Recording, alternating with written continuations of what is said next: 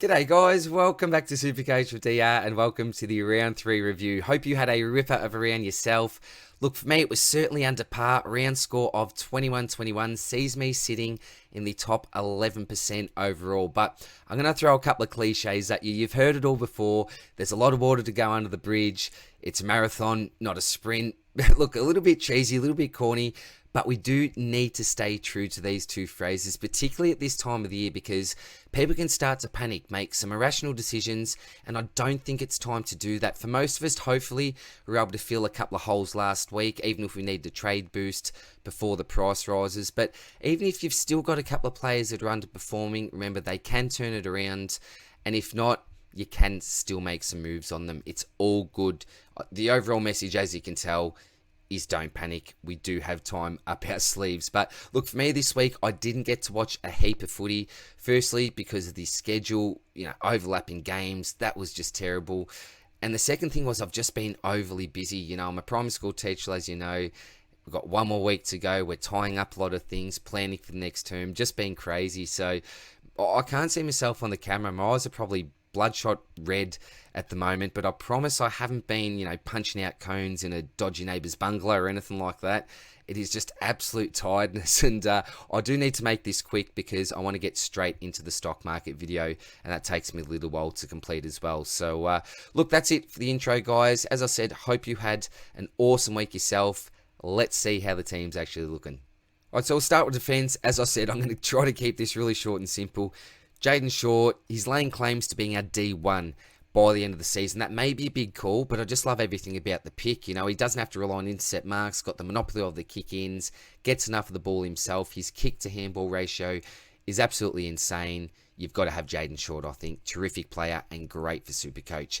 Now, Crispy didn't actually get to watch this game. Need to catch up on it before I start the stock market video anyway, but I can't say too much. I did look at his stats on the AFL website, and the only real thing that stood out to me was the fact that he did have a big last quarter, 7 disposals and 3 tackles. I think he only had 4 or 5 for the match, so ended the game well, which I suppose is a positive that you may take out of that one.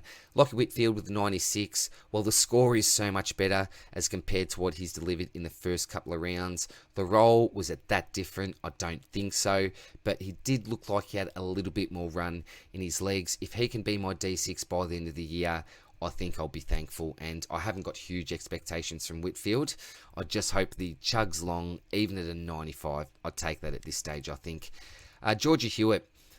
Oh, what a pick at under 400k to start the year. If you brought him in last week, terrific. If you started with him, even better. Great decision. He delivered a 111. The season average now is 0.3 away from a 120, a 119.7, which is super impressive. I certainly didn't see this coming.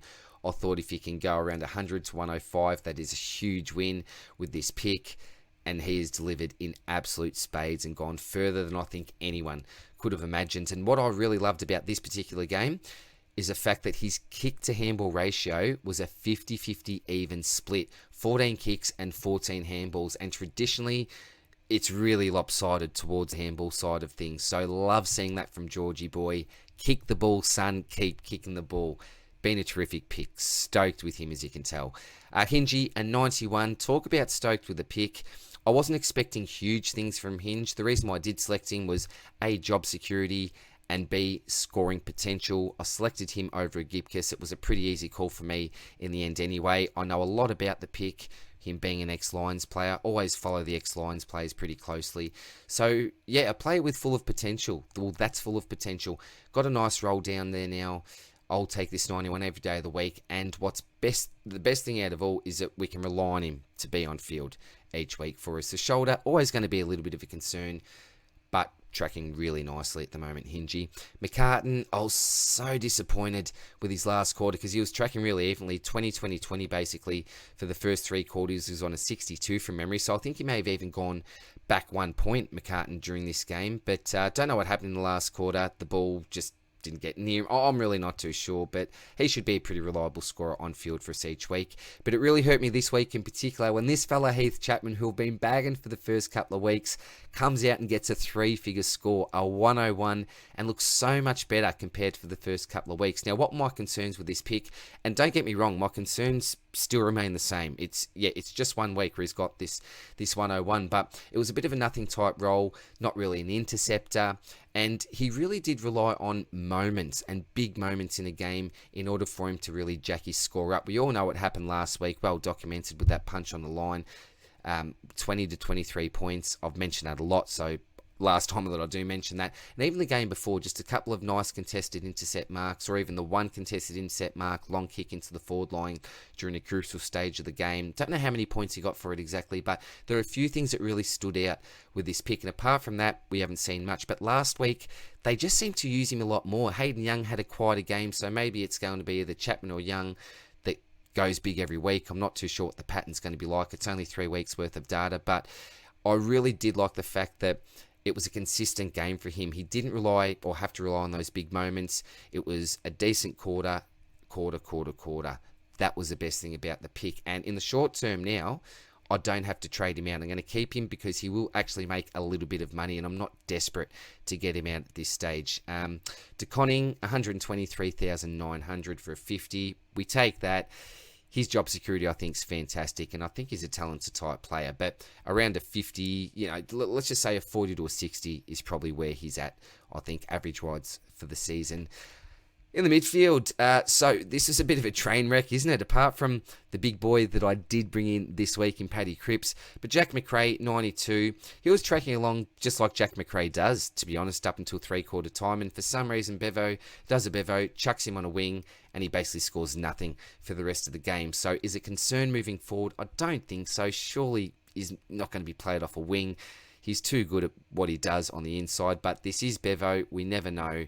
But I've still got a lot of faith in the pick at the moment. Now, I'll continue to have him as my vice-captain, I think, if he's got the early games. Pretty safe, I think. If he goes, again, a sub-100 next week, then I do have some pretty big concerns. But again, we'll need to see why he gets a sub-100, if he does. I'm hoping that he doesn't and expecting that he doesn't either.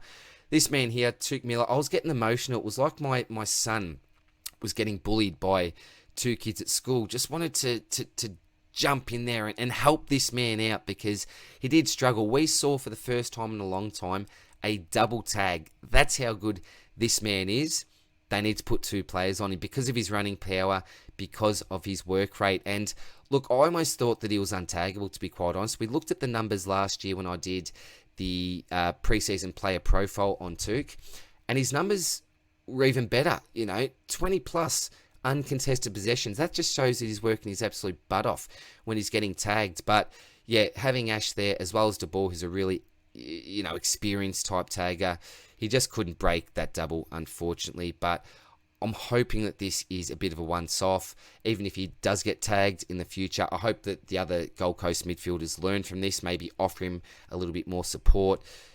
But from what I've seen last year, even when he gets tagged, he can still get the job done. So I've still got a huge amount of faith in the Miller pick, and I'm not too worried. I think this may be just a little bit of an, how do you say the word, I always butcher it, anomaly, I think, this week.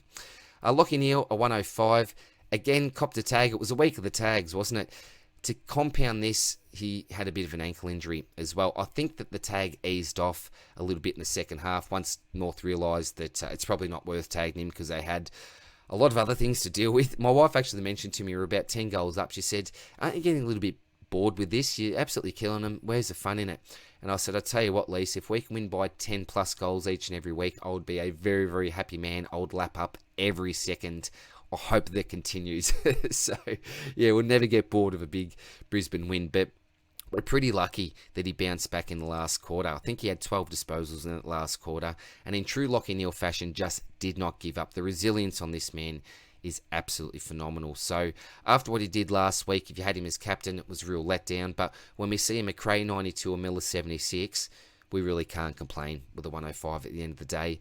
Paddy Cripps, yeah, wonderful trade-in. We have to count him as a keeper now. I'm counting him as a keeper in my side anyway. Another 119. He just continues to do what he has done during the preseason, and in the season proper. It's been around a 4 to 5 week now sample size that we've had to see Paddy Cripps go about his work, and he just looks like a new man. You know, I was talking to my mate Ed today about gaming. We were talking about Warcraft, and I didn't know much about the world of Warcraft, but I did used to play Warcraft when I was a little fella, or I was even a young teenager, I think, at the time, and it reminded me of the conversation we were having that Paddy Cripps from 2020 to 2021 was like the old version of Warcraft. Still good. You can still play it. Still a decent player. But it was just too old, you know. Other games were coming into fashion. It was just getting left in the dust, you know. Other things were passing it by. But then the World of Warcraft came in, and it's been basically the most successful video game of all time. And that's the Paddy Cripps of this year. He's now the World of Warcraft version of Paddy Cripps. So I think you had to bring him in. He's a must-have. Even this week, I still think there's time to jump on because he's looking like a 650k plus player, looking a lot better than some of the other so-called Uber premiums that we could have started with this year. So not a lot of discussion needed. Go into it in the stock market video. I think you've still got to bring him in if he's not already in your side. Now, Matty Rowell would have struggled if not for his really high tackle count. I think it was 13 or 14 at the end of the day. I am a little bit worried about his outside game, but if he can keep going 100 plus, I'm pretty happy. Is he going to be a keeper? I think he'll be borderline. If we're desperate, he can be. But I'm counting 14 potential keepers in my team at the moment with 32 trades. So I think that we can even afford to trade out a Rowell type. I think hopefully, fingers crossed, may be able to do that if he doesn't look like he's going to be a solid top 12 mid. Let's just say that. Horn Francis, look, did what he could have done in an absolute, what do you call it? Just an absolute smacking. Spent a lot of time in the middle, which was a positive. But yeah, what do you expect from a first-year player when your team gets beaten by over 100 points? He can still hold his head high, I think, Horn Francis. One of their better players, in my opinion, anyway. Nick Dacos, now this is really interesting because we did see a bit of a change of role this game, kicked a couple of goals, and actually spent some time up forward. Now, you may say to yourself, that's great, adding some more string to his bow. We knew coming in, to the system that he was a goal-kicking mid. But I didn't like it too much because I really want to be able to send him back into my defensive line come the DPP changes in round 6. So I don't love that. I hope that he goes back next week so we can at least get that DPP status. After that, move forward, go wherever you want. I don't care, Nick, but please achieve that status in round 6. I'm relying on that to make a couple of interesting moves anyway, but I won't talk about that in this video. But yeah, great score, 91, bounce back after a poor week by his standards, I think, last week.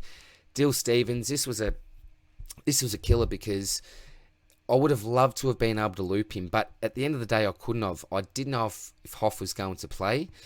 I was going to take a little bit of a gamble, and even if I had have taken the gamble and he did play, then I still would have been able to get a 40 type score for it. So 17 points down there, just didn't win the rookie roulette. I'll talk about him more in the stock market video. Ward, well, he's managed to get 20 touches the last couple of weeks, so sorry, Skype, I started to call.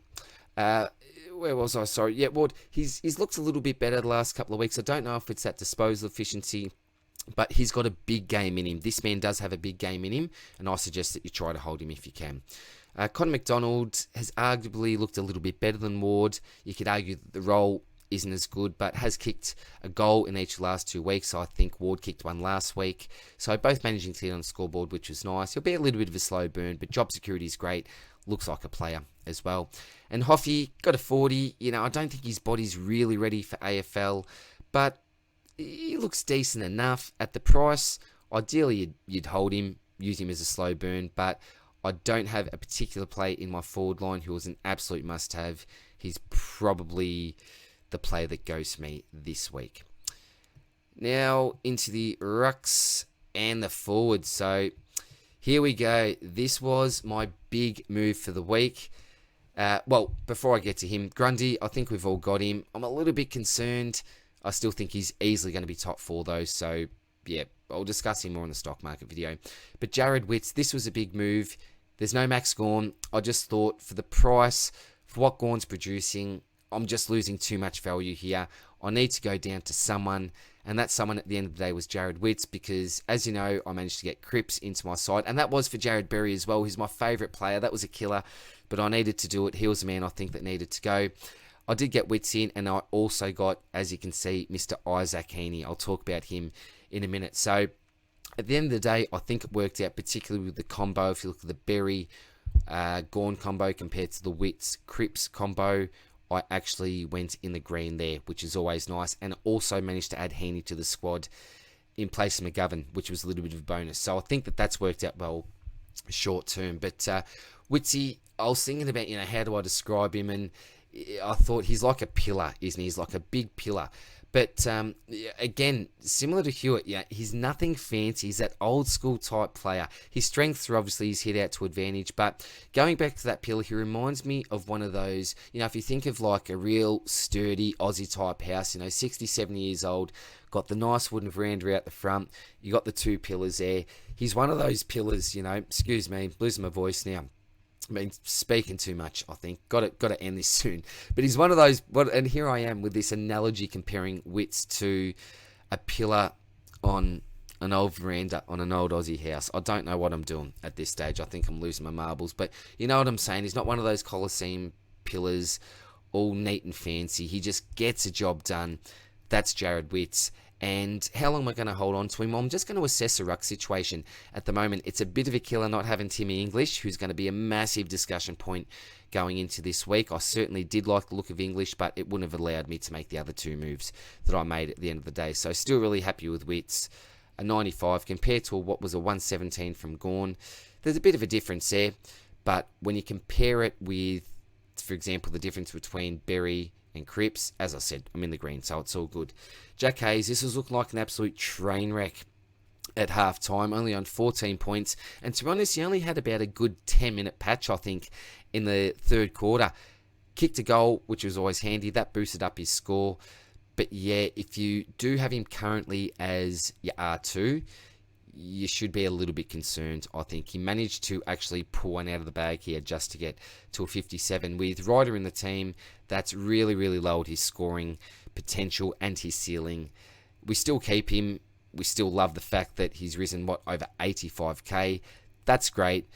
But moving forward, if you have him on field, that could be a little bit questionable if Ryder and Marshall are both in the side as well. And quickly on the forward line, Dunkley did what we expect Dunkley to do, 129, really bounced back. Luckily, he didn't do this last week because I probably would have taken that as a vice-captaincy score and not gone with Lachie Neale and got his 198. But love what I saw from Dunkley. Heaney, I'll talk a lot more in the stock market video, but to be quite honest, I thought if he can just get a half respectable score this week, I'll take that, because I really love the upcoming fixture. I bought Heaney now because of the next 3 weeks that are coming up. His fixture is phenomenal, and I am expecting some big scores. If he doesn't sort of go 115 plus as an average over the next 3 weeks, particularly when he plays these three sides, then it's going to be a little bit of a failed trade in this early on the season. At this stage anyway, but we'll see what happens. Butters copped a little bit of a knock. Really disappointing, sub 60. That's going to hold his cash gen, but at the same time, his cash gen really doesn't matter because we select him to be a keeper. It is what it is. He's a really highly owned player. So we'll just, cop that this week. Hopefully it doesn't affect him moving forward though. Talk about a highly owned player. Cogs, can we call him a keeper? If we do, then I've got 14 keepers, as I think I may have mentioned before. Absolutely fantastic. Got that midfield role and was just so consistent, just quarter after quarter, just added to that score. He's a proud man. He's a captain of the club. Yeah, welcome back to the AFL, Cogs. This is what we've missed from you, mate. So close to a 150. We've all got him. So yeah, hopefully we can just keep him for the rest of the season. Not have to worry too much about him. Will Brodie, again, a 90. What I was wrapped with this week was his time on ground. So I think it was 83%, 83, 84%, which is a huge jump from those low to mid 60s and what I was actually expecting again going into this week. But if he can keep up an 80% TOG, then 90, 85 to 100, I think's about where he's going to be at now. By the time that Fife comes in, he may have already done his job, this bloke. I don't think he's going to be a keeper, but he's going to be a fantastic stepping stone. And I think he can easily get to 400k, possibly even further. It just depends on a few things, which players are available is a major factor. I think the form of other players like your Erasmus and these types. I'm not sure with Darcy Tucker. That's great for his job security because he'd just come into the side. I really like the Brody pick at this stage of the year and think he's just going to be a great moneymaker. Cherry, he's going to be the same, perform really well. 80, I think he's just going to continue to be around the mark. Not sure who he plays this week. Sydney, actually. So Hickey's out. No, actually, I did read an article. Excuse me. I need to end it. I think he's out for about 6 weeks. So that means Peanut Laddams is going to come into the side. So he may actually go better than 80 this week coming up against the Peanut. If you don't know why I call him the Peanut, it's a long story. I'll explain it another time. I had a bit of bad luck with him. A couple of peanut acts on Laddam's behalf. Rochelle, that 50 really, really cost him in a crucial time of the game. A lot of controversy about that. Did he lose too many points? It was pretty harsh, wasn't it? But a lot of teams had him on field. I managed to have him on the bench.